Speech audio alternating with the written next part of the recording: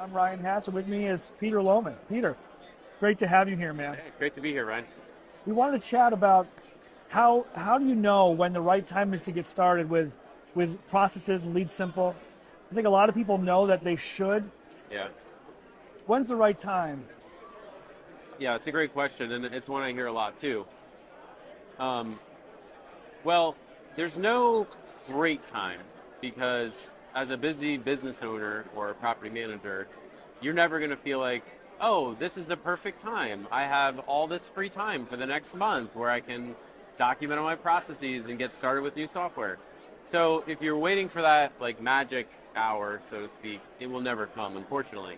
So um, the way I think about an investment in a new software product of any kind, whether that's LeadSimple or something else, is you're going to have like some short-term pain for long-term gain.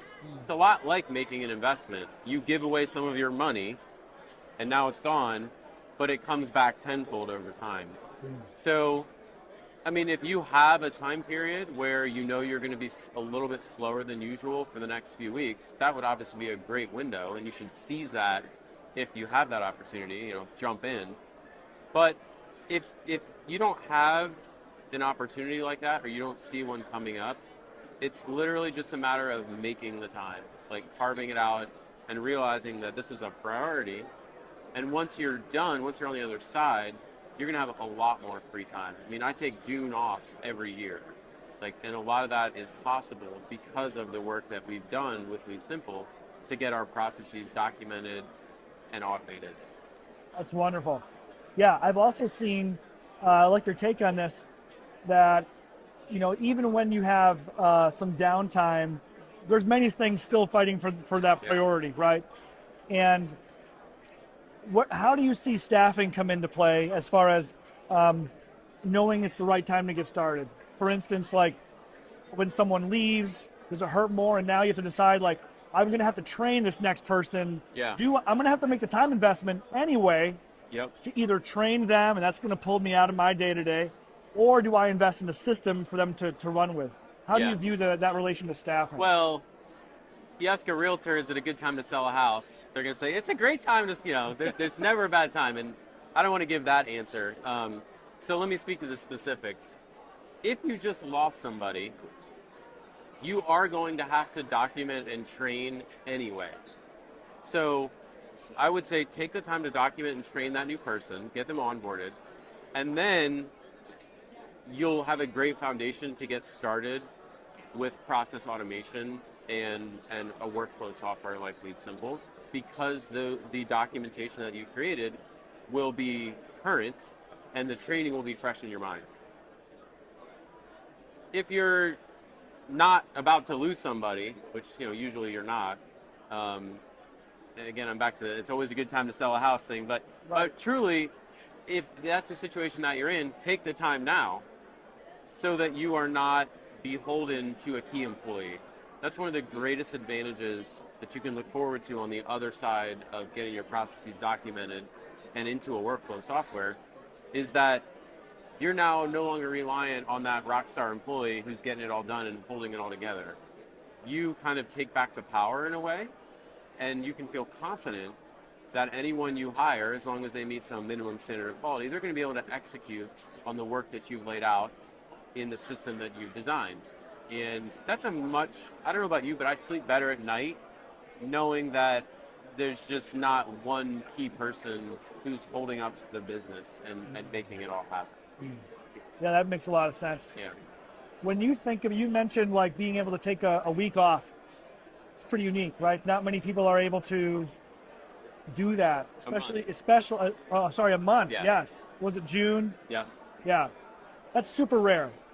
I'd like you to take me into the world you're in now versus the world, before you implemented, operations type work. How is life better for you? Can you just describe that to us? Yeah, it's really nice, of course. And, it's the type of thing where when you start in your business and you get rolling and you have those few years where you're working long hours and it feels like you're barely making progress, if you meet someone and they said to you, yeah, I take June off every year, you're like, wow, I'll never get there. That sounds like a fantasy. It sounds made up.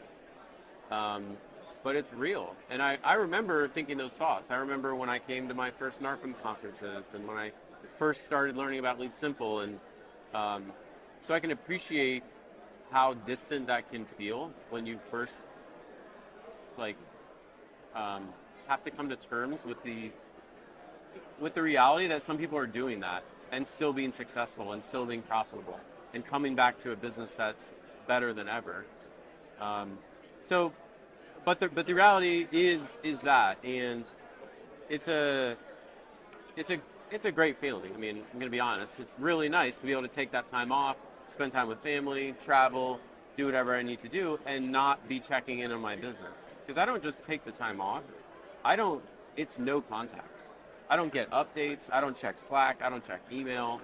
I have instructions with a couple of key people like, okay, if this person or this person quits, I want to know. If anyone else quits, don't call me, right? Or if the division of real estate starts an investigation, I want to call.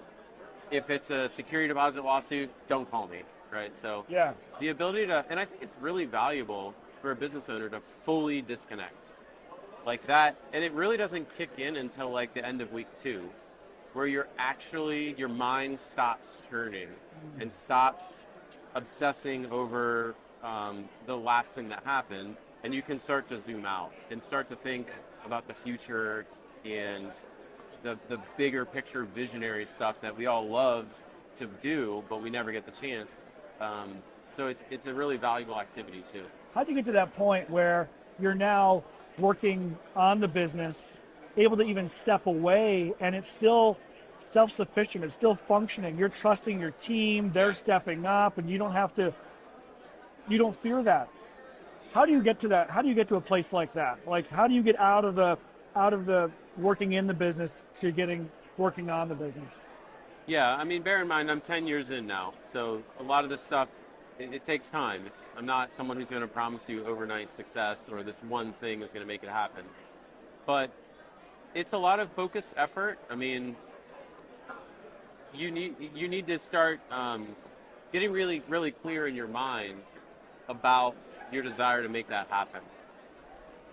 You're never gonna achieve it. I think it really starts with, now that I'm talking, I do a lot of my thinking while I'm talking. It really starts with believing that it's possible. That's the key. If you believe it's possible, you can find a way to make it happen. If you don't believe it's possible, you never will. And I actually think a lot of people don't believe it's possible. And so I don't really know how to change that. It's just an observation. So of course, it's systems and processes, right? Of course, I'm going to say that. And there is also a lot of trusting your team, having a team that's sufficiently trained and experienced, and a team that knows you've got their back. That's really important because my team knows while I'm gone, they're going to have to make a bunch of decisions, and they're probably going to make, in some cases, decisions that I would have made differently. And they know that when I come back, I'm not going to be mad. I'm just going to be like, yeah, you made the best decision with the information you had and your experience. Here's why I may have done that differently for next time. But this is fine. We'll get it cleaned up. And like, I go into it knowing that there will be a cost. It's not free to take a month off. And I'm okay with that cost. Also, it gives the team an opportunity to develop and to start to take on more of a leadership role. And it's very empowering, I think, for the team to experience that.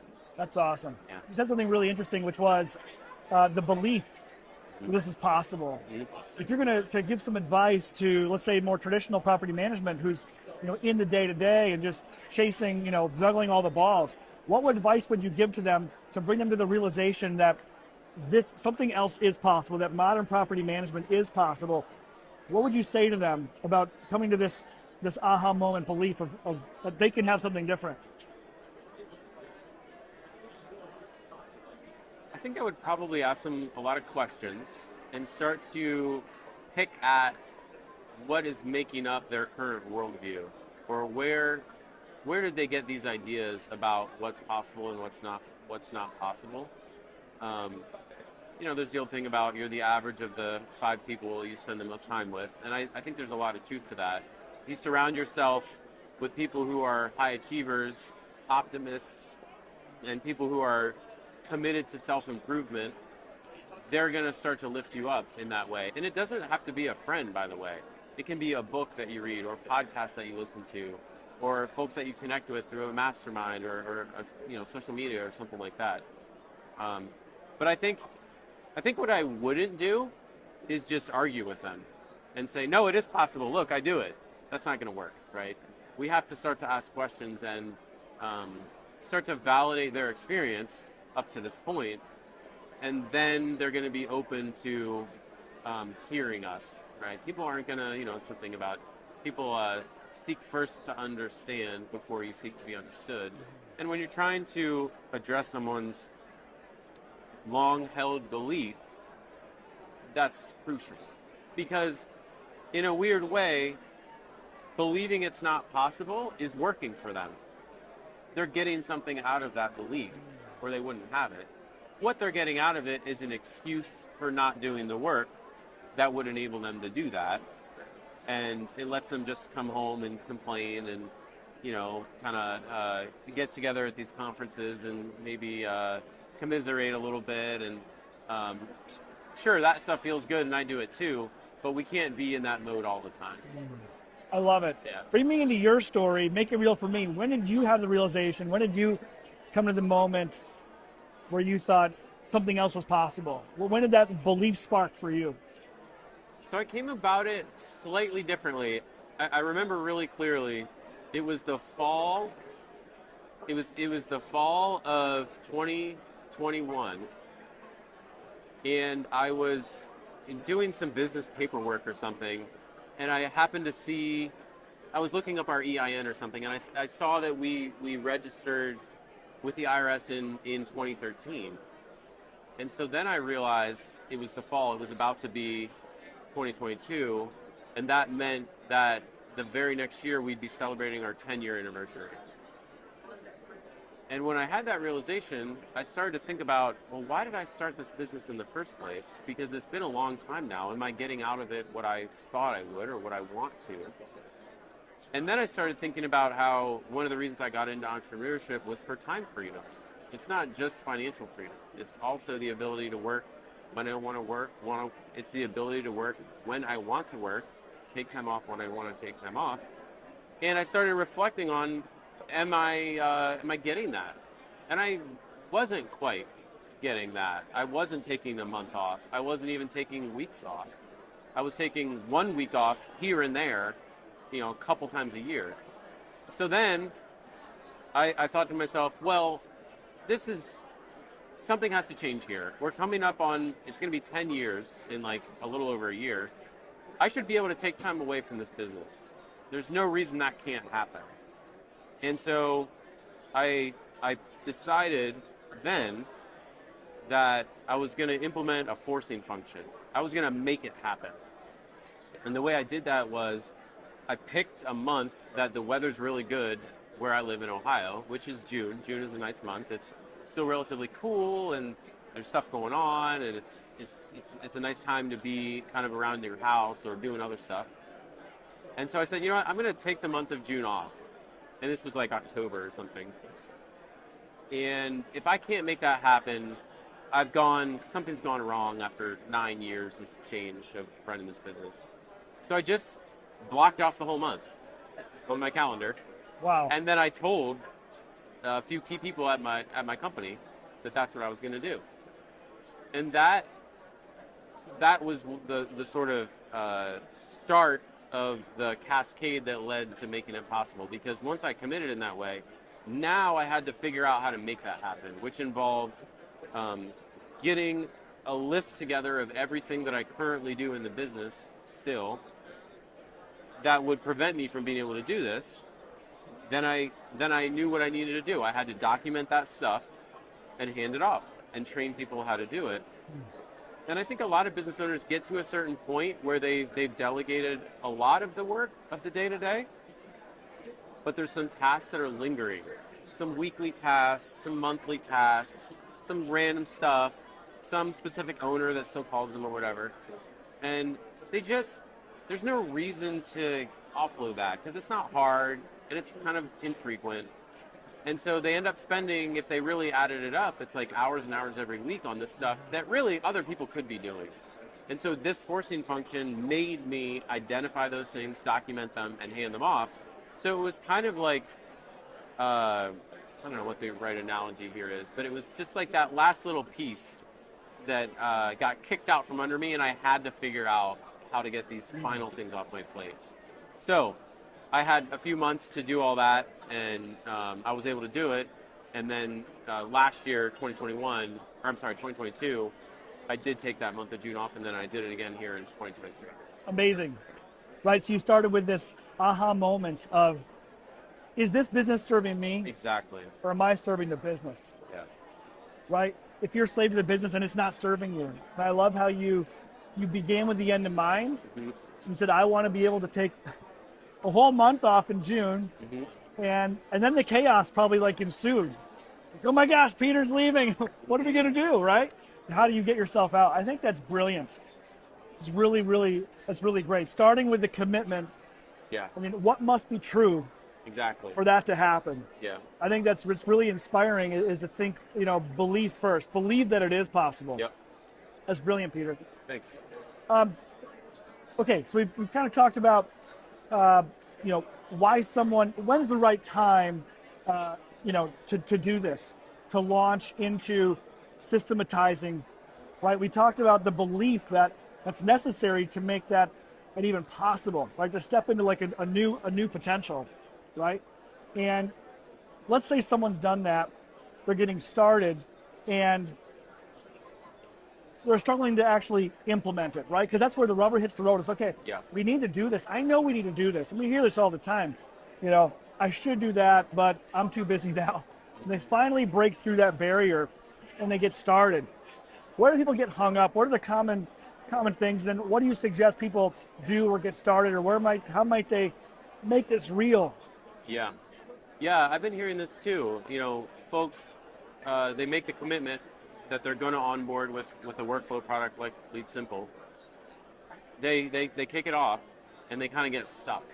And a month goes by, and 2 months goes by, and they're feeling guilty, and they're feeling anxious because they're paying this money, and they know they should be doing this, but they can't quite find the time, or there's a bit of fear around, there's just uncertainty around how to really get going with it. Is my team going to respond? Yeah. How do I roll this out? Or like, is stuff going to happen that I didn't want to happen? Emails are going to go out automatically and stuff. I totally relate to that fear because I am pretty picky about how our processes go, and I want things to happen the right way, and I want to understand it fully. So my recommendation here is start dead simple. Maybe you should rebrand dead simple. It's start with a checklist. Build one of your processes in the most basic way possible, the bare minimum you need to actually have it functional, and start using it. Don't worry about custom fields. Don't worry about conditional logic. Don't worry about email automations or zaps or any of that stuff. Right. Plenty of time for that later. Start simple. Start with a digital version of a paper checklist, and you'll have a few stages. Get that going. Get comfortable using the software and get your team comfortable using the software. Understand checking off tasks. Understand task assignments. Understand stages. Understand what happens when you change stages. Understand how to look at all the statuses of your open processes. Understand due dates. Let's get these basics going. And this stuff's kind of fun. I mean, I like digging into this stuff and checking it out. And just use it. Kick it off.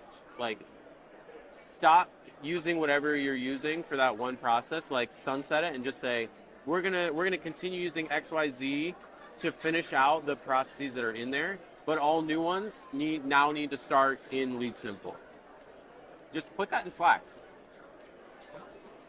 And what's gonna happen is people are gonna start using it and they're gonna come over and they're gonna have questions. Great. Go through it with them, because a lot of the questions that they're gonna come to you with is gonna be really good insights.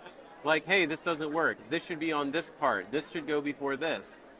There's spelling errors here, whatever. make those changes in real time. Don't be afraid to get in there, click that settings button at the top right, open up the process, make the change, and then just say, great, I fixed that for you. Keep going. Come back tomorrow, Yeah. bring me the next stuff. Wouldn't it be great Yeah. for your team to actually complain about it? Yes. Right? Because That's then what you they're want. engaged, and then they're contributing, and then Right. then you're able to adapt and shape the process into something that not just you want. Exactly. We don't want it just to be top down, but something that your team is building together, They right? know more about it than you. Exactly. So listen, take what they say under careful advisement. So run with that for a couple weeks. And by that point, your team should start to like it. I mean, if they're anything like my team, they're going to start saying things like, this is great. This is better than what we were using before. I like this. Can we start using this for this? They're going to start having ideas, actually. And now you can start to either make that process more sophisticated with some automations, some custom fields, some things like that. Or you could say, take that momentum and use it to do the next process. So my advice is just start dead simple and let's get the basics running.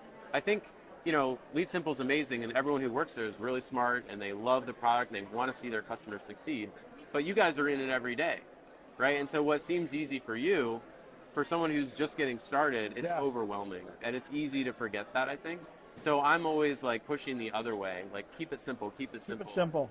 I know there's all this fancy stuff that you're paying for, and we'll get there, but let's just get it up and running, and you're gonna sleep so much better knowing that your team is actually using it. Yeah, love it. How do you think about adoption and rolling out? If I'm a business owner, how might I roll this out? Where might I start related to like my team structure? If I'm departmental, where might I start? If I'm pods, where might I start? What process type might I start with? When you're applying this simple, dead simple approach, but taking into consideration, who I'm assigning tasks to, how many people I'm involving early on. How do you think about that? Yeah, so I think that's a great question, right? The structure, how your company is organized, how does that impact your entry point? Right. Yeah, so LeadSimple is really powerful in how it thinks about roles. So it really supports any structure that you might have, whether that's pod or departmental or even portfolio. You can set it up so that when you kick off a process, it either always gets assigned to Colleen or it always gets assigned to the assistant property manager for pod B, or this set of properties always goes to Jeff, and this set of properties always goes to Alex. Like, you can do any of those things, which is amazing. And you guys have made a bunch of improvements around that area just this year. So I think it would be worth taking a little bit of time to understand that set of features and working with the team at LeadSimple, because frankly, you guys understand that better than even I do. Just to get that sorted, and then I think you go proceed with the simplicity that I just described. Yeah, right. Yeah, so understanding, how do we model your team structure, right? Yeah. Who owns what? And then put that into the system, and then you can assign and smoothly assign, any of the things you're doing, like lease renewal, for instance, to your teams appropriately, right? Exactly. Right. This is great. Awesome. Peter, Yeah. thank you so much for your time today, man. Thanks, Ryan.